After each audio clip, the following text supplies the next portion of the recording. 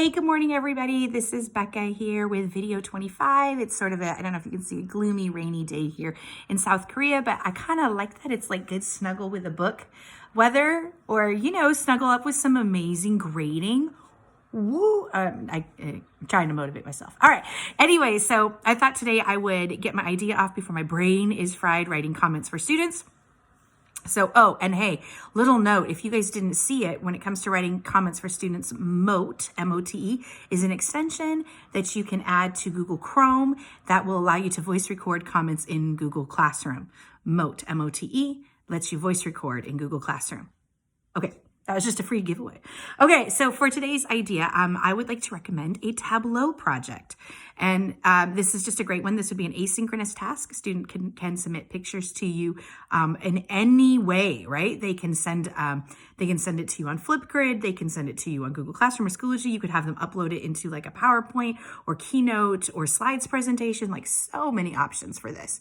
So typically where I do this is I do this after teaching history of theater. And I love teaching the history of theater. I sort of nerd out over it because I love the recurring themes, right?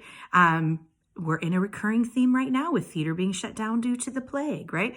But it's really amazing to see how theater continues to bounce back and continues to be used by different groups, and how it is used to convey religious, moral, or political messages. And I totally love all that stuff.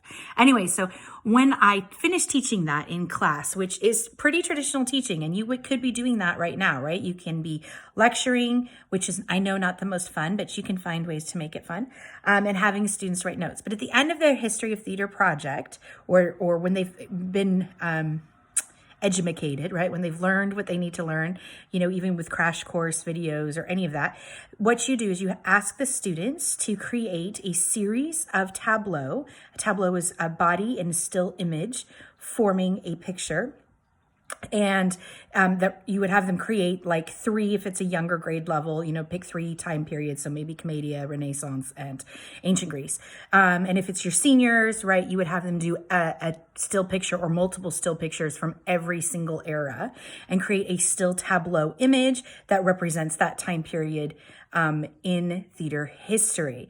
Now, with younger kids, right, it's like 3 distinct pictures, as maybe they get kind of into that middle, like 8th, 9th, 10th grade, you begin maybe adding multiple pictures for the time periods and making them do transitions, like not just send you 3 different pictures, but how can they move their body into a transition from one still image to another still image. And for seniors, again, you have them do represent maybe the 3 most important themes from each era in theater history, and then put that into a full-fledged performance that's tableau still images with no voice. And this is just really fantastic.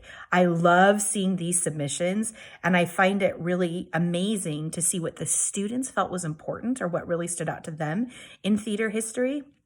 And always seeing, like, it's typical for my girls and a lot of my guys to really highlight when women finally get to really be in theater, right? That's a huge thing.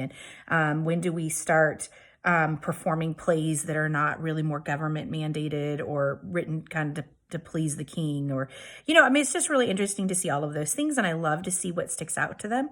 So love this. It's a super fun project. It can take multiple class periods or class days, I guess, if you are doing the history of theater first and then doing Tableaux. You can really do Tableaux for anything. It's a fabulous thing.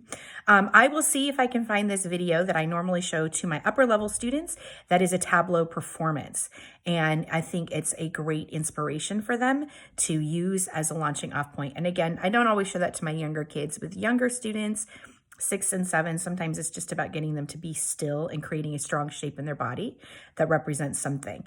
I do allow students, depending on what I want to emphasize, to use placards so they can use a little sign, right, that has one word on it or one question on it.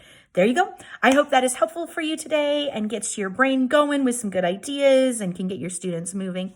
And have a great weekend. And I think I will be back next week, which, wow, that's just, we're all getting there, guys. We're all getting there. Have a great one.